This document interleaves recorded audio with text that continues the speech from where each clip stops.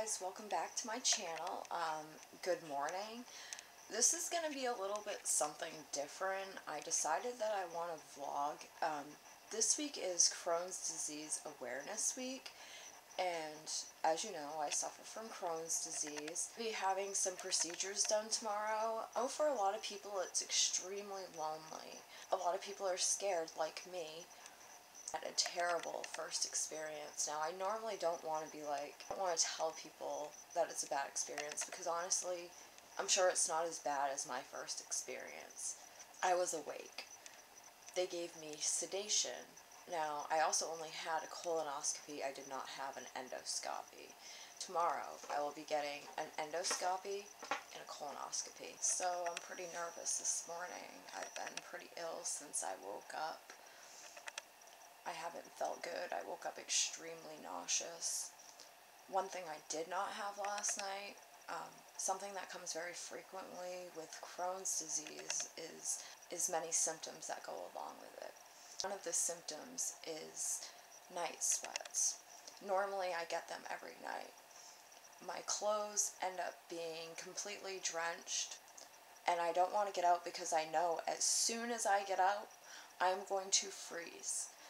So sometimes I'll just sit under there and be beside myself because I know as soon as I get up, like I said, I have to run, get clothes, and change as fast as I can. Luckily today, I did not do that. I did not wake up and feel like that at all. I woke up full of anxiety. My stomach was churning. I know I need to know the results, and that's why I'm doing it. I'm mainly just scared because, to be honest, no matter what you do with Crohn's, it just never goes away.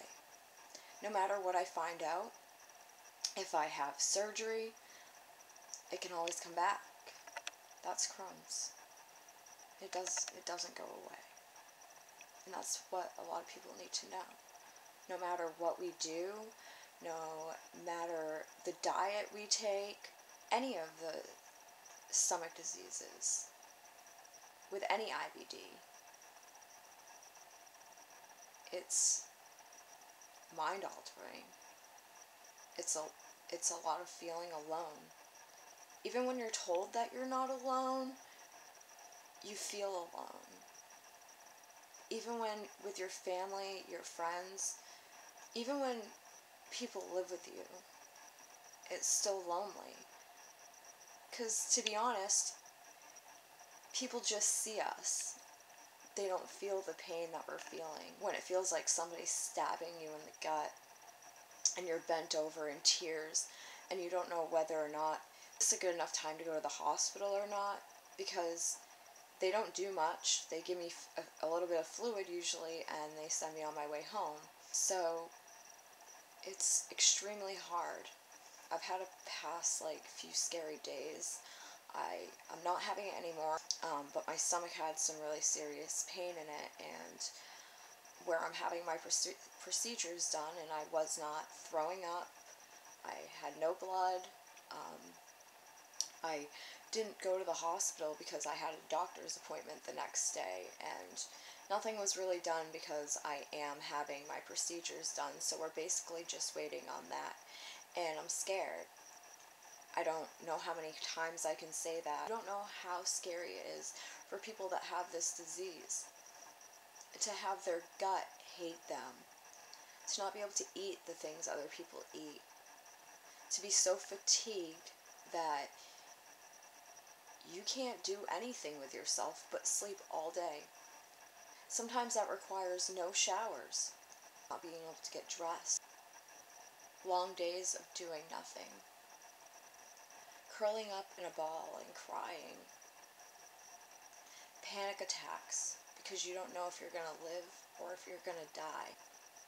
That's just a little bit of what I deal with. I'll be back later. It's first thing in the morning. I was awake at 6 o'clock. I normally always get up at 6, so I haven't really done anything. Not fancy.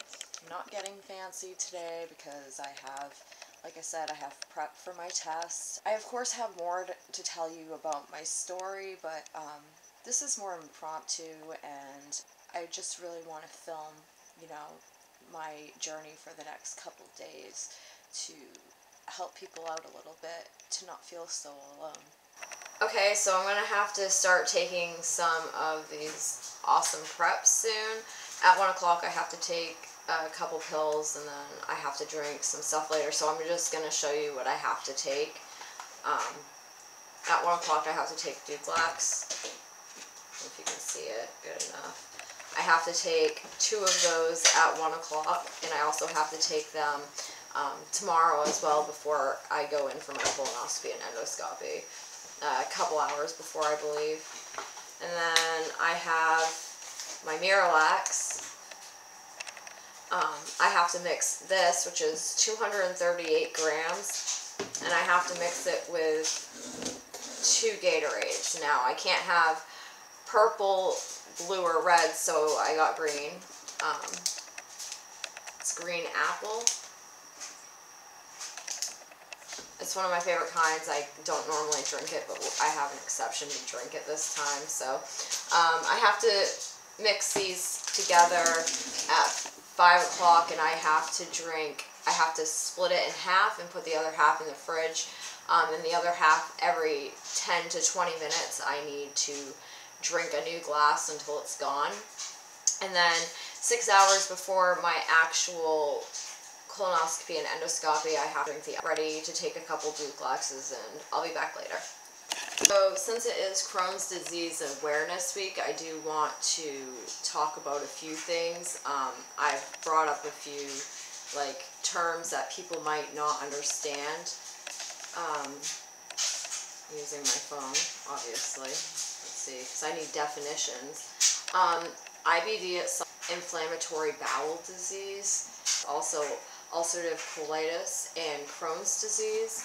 I have Crohn's disease, and the ileum, which is the lower part of your intestine, occur anywhere in your digestive tract, from your mouth all the way to your anus. Crohn's disease is a chronic illness in which the intestine and the bowel become inflamed and ulcerated or marked with sores.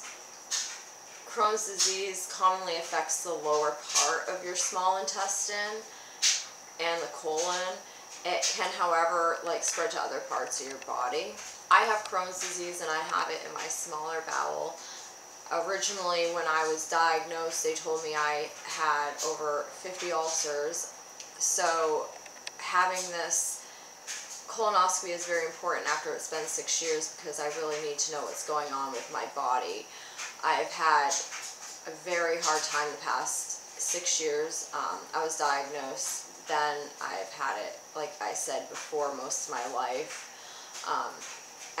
They believed it to be in my esophagus. I do have GERD very badly. I lost a ton of weight from it. I used to be a small girl, and then I got on prednisone, and I gained a ton of weight. I went up to about 165, and I usually ranged before that to 120. I got really sick with the GERD, and I wasn't able to swallow my food, and my teeth got really bad, and I lost about 40 pounds extremely rapidly. So now I'm really tiny, and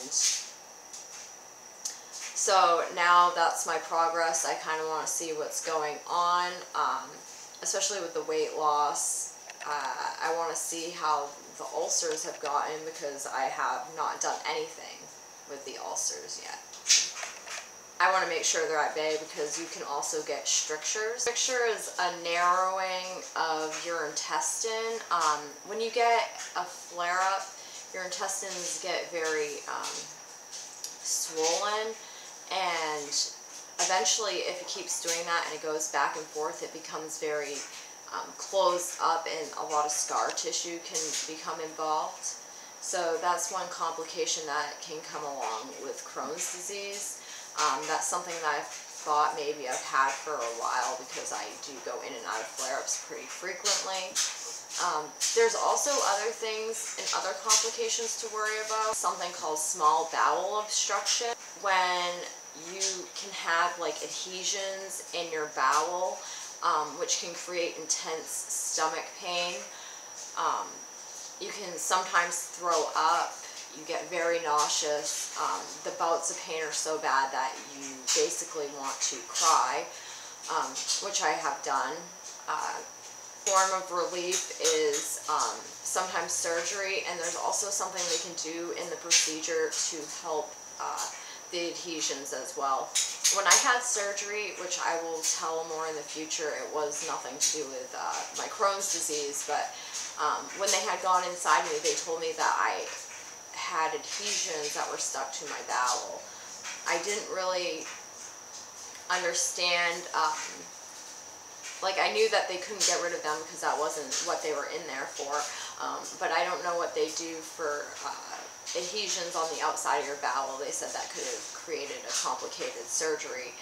So going into this test tomorrow, I'm going to find out answers. I'll be taking it's 4:40 now, I'll be taking my prep soon. I'll show you guys a little bit of that later so that you know what it is and what it looks like, and I'll be back.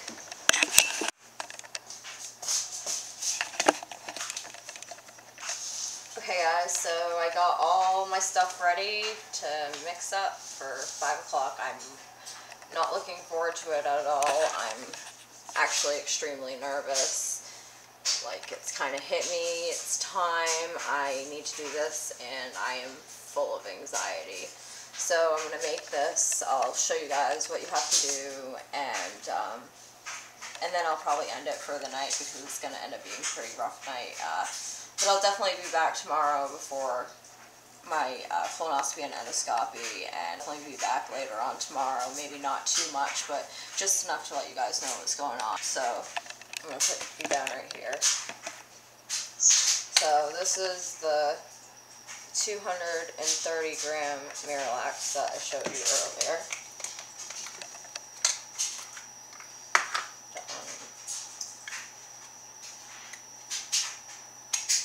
Okay. Getting a knife. There we go. It's like a really sharp knife. I probably shouldn't have used that one, but okay. I need to get fancy with it. Okay, so I'm pouring all this in here. The whole entire thing. It says on it 14 once daily doses. And I'm taking it in one whole sitting. So I'm going to put my Gatorade green apple, and I'm going to mix both of them together into this powder.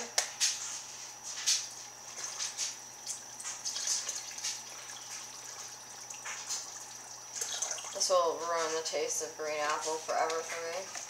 And that's good because I don't normally drink green anyway. Not very strong.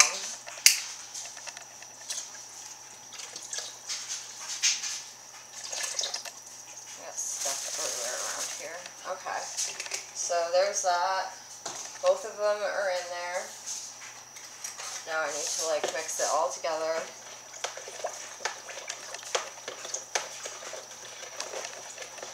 Smells like green apple. It's not gonna taste good. This is terrible. It's all like grainy. God. This sucks. I'll show you. It's really gross. Oh, I'm gonna lose my spoon. I'll get it. This is what it looks like. I have to somehow stir that enough. It looks chalky as fuck.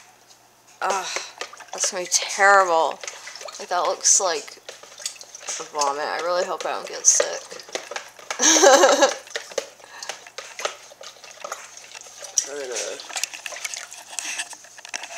Megan's stirring it. Hey. She's helping me. Can't do it alone. Clearly, I'm not capable. Getting the grain out some of it.